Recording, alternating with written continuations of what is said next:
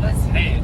Alright guys, so if you were on our Instagram live yesterday, you already know what this video is going to be about. But for those of you who don't, we decided to do a No Distraction December challenge. So pretty much we won't be on social media for entertainment purposes throughout the whole month of December. Yep. We decided that we want to go into the new year with new information, with new knowledge, and just a new mindset, right? Yep.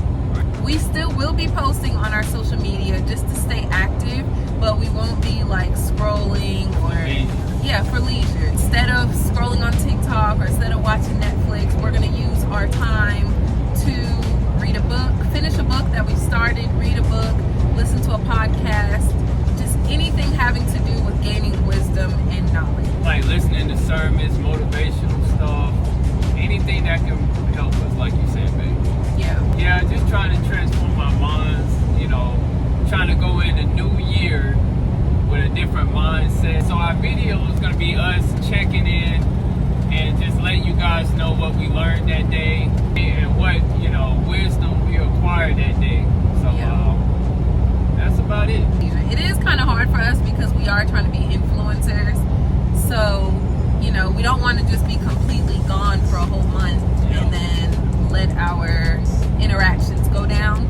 So you will still be seeing us post on our Instagram story, Instagram posts, but we're gonna post and go. Post and go. Day one, let's go. This is day one. Alright, so I read the Endangered Masculinity book.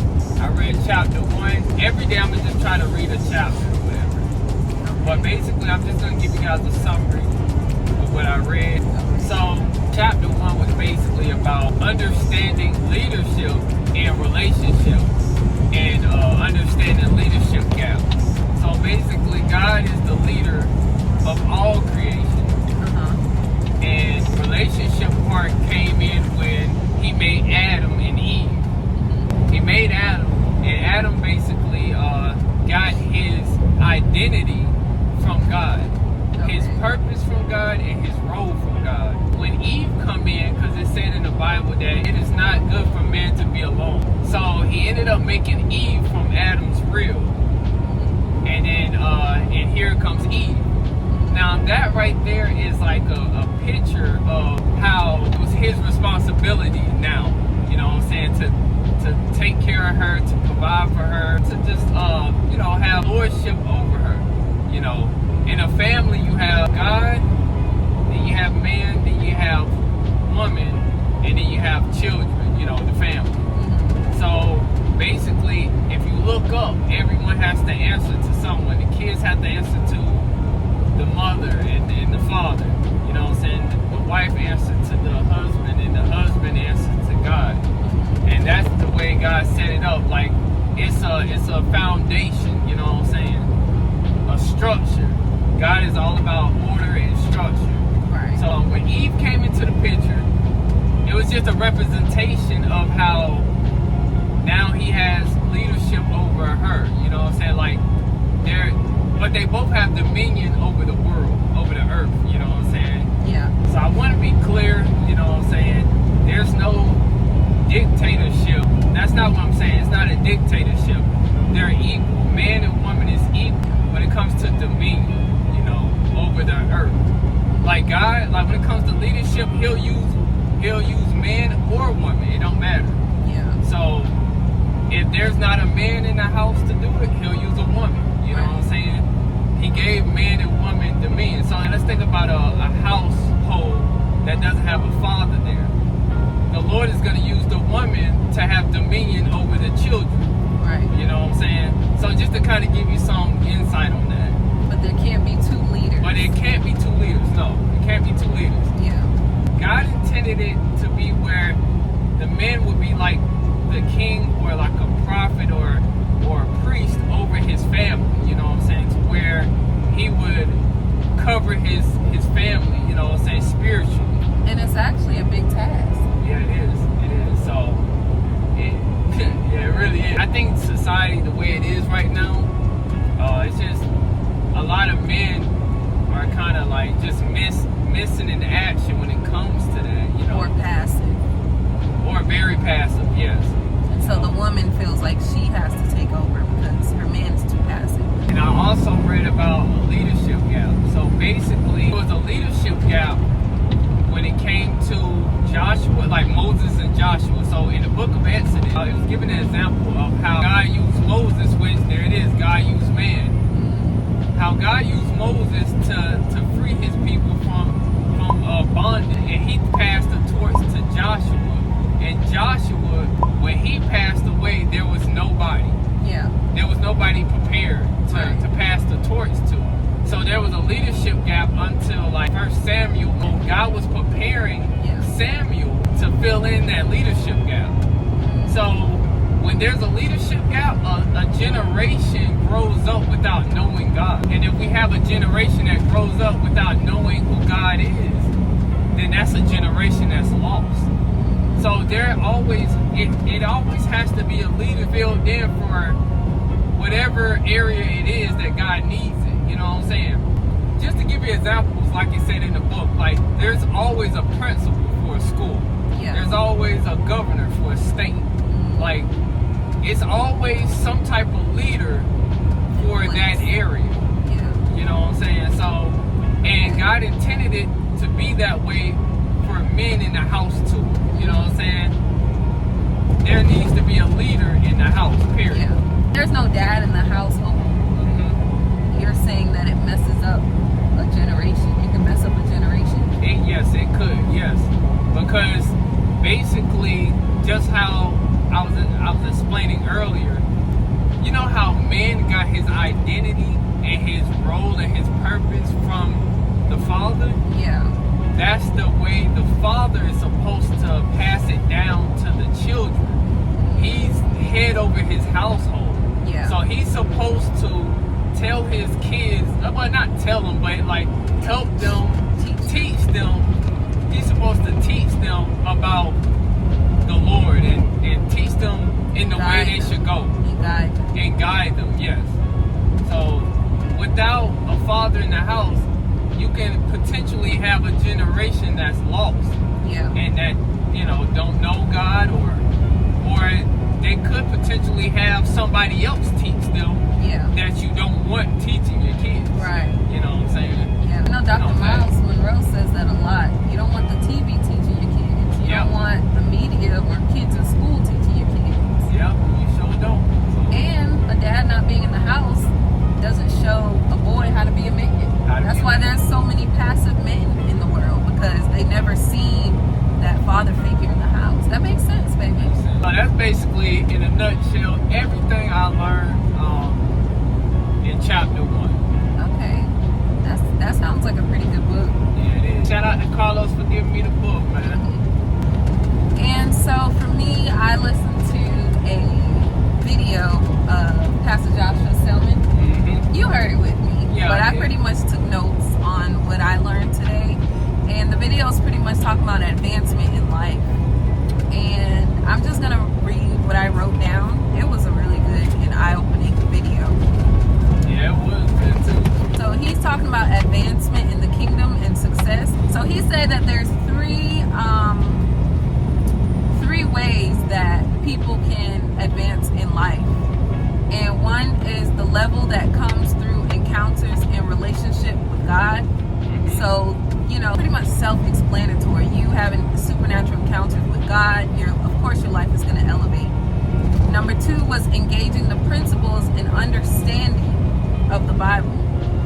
And this one kind of shocked me a little bit, but it makes sense at the same time. Yeah. He said you don't even need a relationship with God to engage in his power. And now don't get me wrong, you don't want to do that without God, but it makes sense why people of the world, people who aren't of God, can be successful. Like celebrities and politicians and stuff, you know, because principles are just principles, and anybody can use God's principles. And then he used an example of a robber. A robber can plan and execute his plan and have faith in that plan, and it actually succeeds because it's the principle of planning and the principle of using your faith. He said there's a dimension of God's power that is vested in his principles. And how to incorporate God's principles into our lives.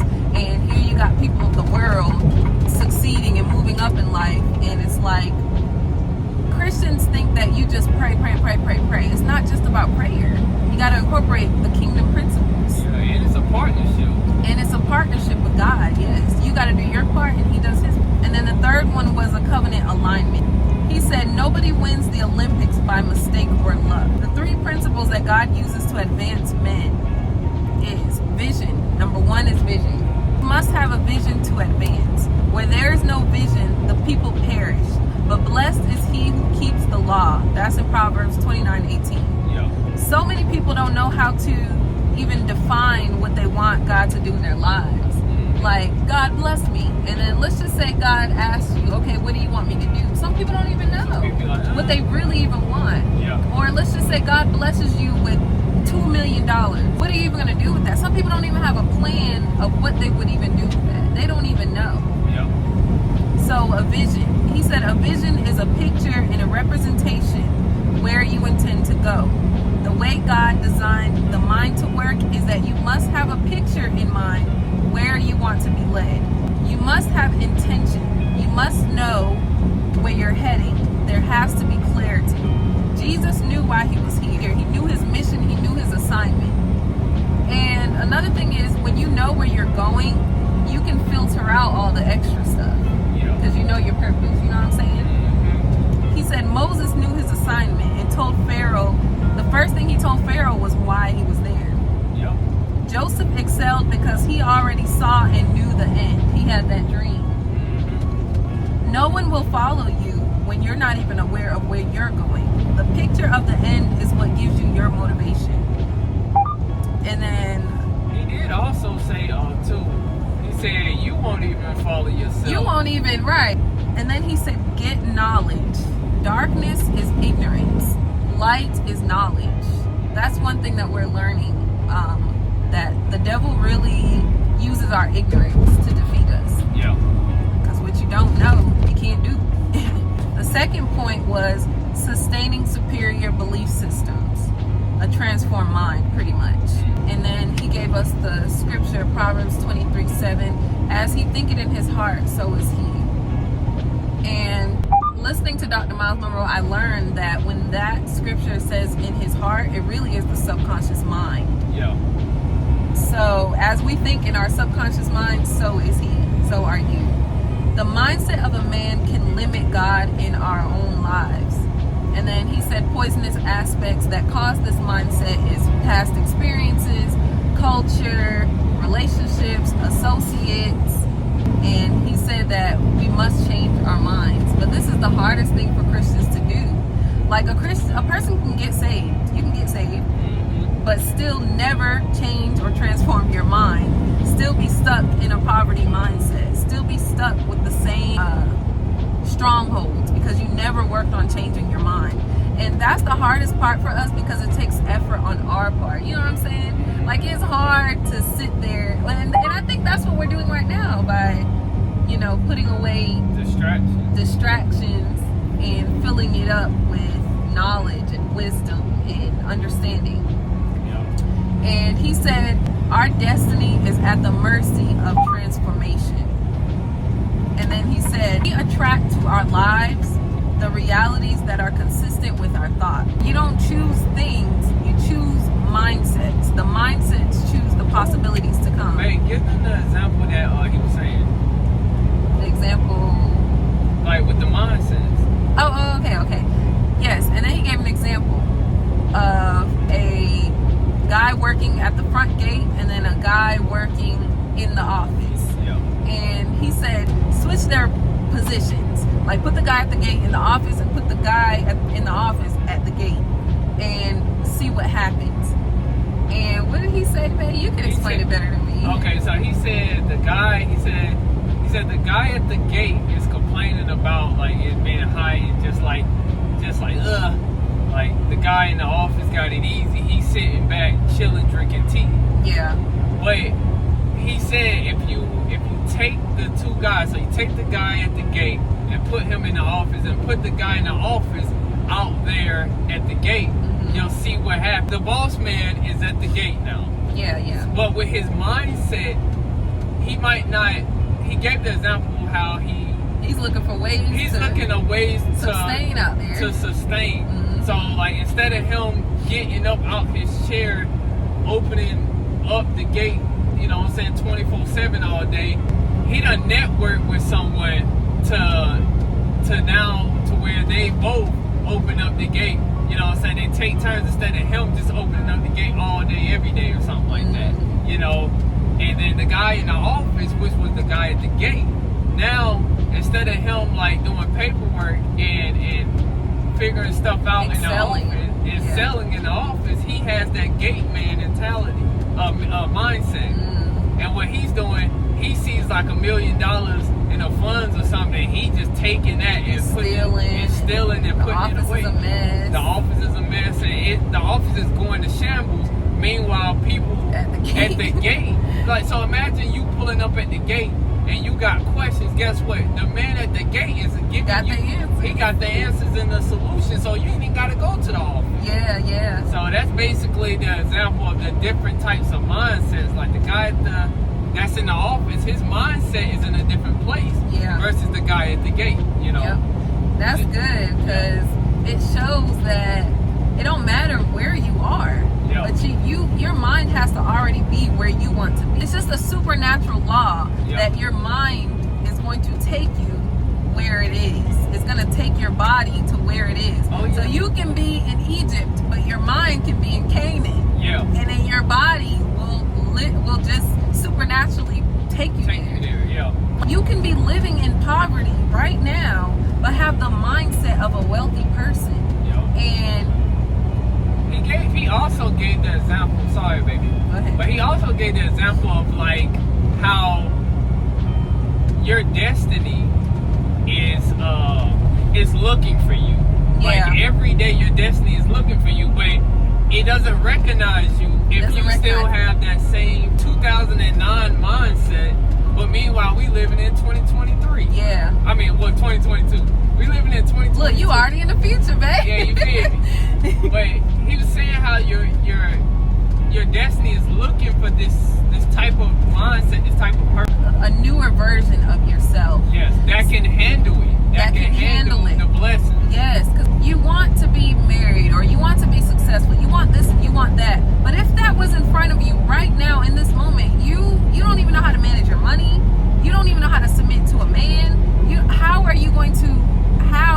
Why would God bless you with that at this version of yourself that you're at? Does that make sense? Yeah, it's kind of like. Why would he? He wouldn't do that dishonor to that other person. Why would God give you the man or woman of God that you want and you're not even there?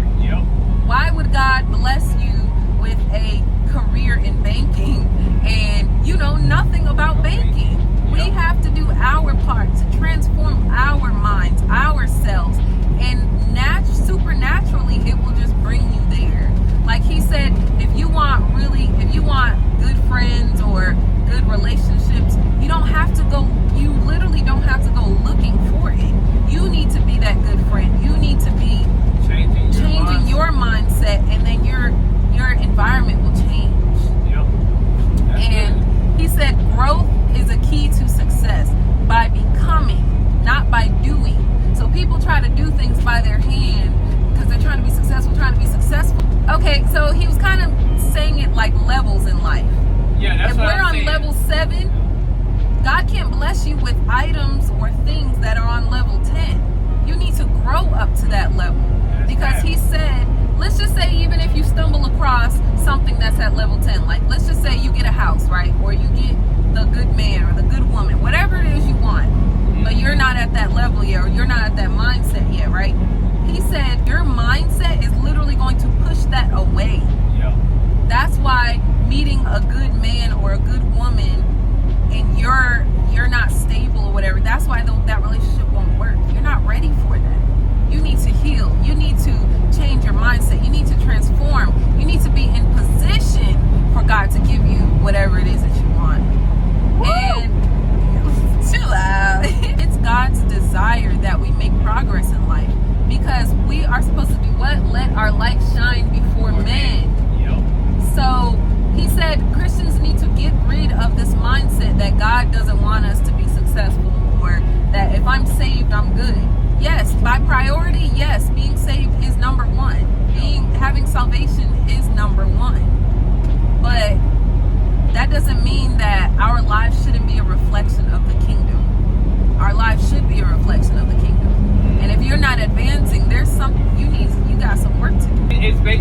showing like dark areas that you have. You know what I'm saying? Yeah. So like if your finances are not growing, that's a dark area that you need to like shed some light on. Yeah. You know, like actually take the time to learn information or learn some knowledge. Yeah. To do your part where you're in. Yeah. To do better. It's so crazy because everyone's like, I want to be rich, I want to be this, I want to be that. But if you had it, you would mess it up.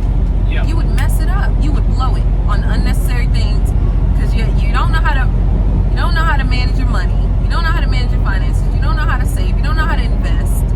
Why? God is a God of fairness and just, and He's intelligent. He's not going to give something to someone that they can't handle. Yeah. You know? Yeah, that's facts. And then the next point was the power of value and productivity. And then he mentioned how Jesus got up early every single day and prayed. And he said that all blessings come from God through men to men. So he was basically saying that we have to bring a value to men. Because he mentioned how all men was seeking thee. All men was seeking Jesus. Like after he went to go pray. This is in Mark 1:35. All the disciples were coming and seeking for him. Like, where have you been, Rabbi? You know what I'm saying? Apostle Joshua was pretty much saying that when you become valuable, when you become a person of value, you offer something to people and they come seeking for you. Yeah. They come to find you because they want that value that you bring. Mm-hmm. It's like we're supposed to be serving the world. Yeah, you're supposed to bring be serving. something. We're supposed to be something of value. Yeah. And when you find your purpose, when you transform your mind, when you become that person of value and master your lane, people will draw near to you. Yeah. And God will be able to really use you. Yeah. You have to stop putting limitations on God and what He can do and really transform our minds, because whatever age you are right now, that's how long you've been thinking the way you've been thinking. So for 27 years, I've been thinking a certain way about myself. For 29 years, Jermaine been thinking a certain way about himself. So we got to put in twice the work to transform that and to shift our way of thinking into how God wants us to think about ourselves. God knows that version of you that you don't know. That we don't know, yo. So like for us, you know, it's probably something like God knows what we're supposed to be. Yeah. Versus us, we're just like, I mean, I don't see it. Yeah, You yeah. know? And if someone wants to tell you, you'd be like, nah. Yeah. Guys, we're learning so much about the kingdom and God and His principles. Stuff that we didn't learn growing up, we're learning on our own. We're researching on our own. We're seeking for our own selves. But yeah, we just wanted to share this bit with y'all. This is just a piece of what we learned for today. We're trying not to make this video too long. Hey, check this out. That thing gonna be about 15 minutes long. It probably is. But yes, you guys. So this was day one. Is there anything you want to say? Anything I We want trying to come through with a video every single day, like we said, for the month of December. Hey, real talk. I think I want to say all this prepping and planning that you're doing. You're giving yourself a prime time opportunity for when it comes. Yeah. So it's like you're positioning yourself. So it's kind of like if someone comes to us and like, hey, could I give you this truck and could you just like basically I'll pay off this truck and give it to you, but do you know how to drive? That's it. Like, you don't have to drive for me. I just want to bless somebody with a truck. Do you know how to drive? Guess what? Yes. I'm in prime time, you know. that's it. I'm in prime time. Like, yeah, hey, that's what I If do. anybody want to give us a truck, you know what I'm saying? Go ahead and slide that that way. But yeah, that's real talk, baby. Yeah. So, just kind of want to let y'all know, man. You got to prepare for what you're asking to receive. And that's why we're doing this No Distraction December. Yes. So, yes, be on the lookout. We will be posting every day this month. We thought about doing Vlogmas, but we're like, nah, let's do something a little bit more productive for ourselves. Yeah. And, I mean, even if you don't enjoy these, sorry. This is to help us. Technically, it's just for us. It's really for us, but we do want to share our journey Yeah. with you guys. And we don't want to just leave our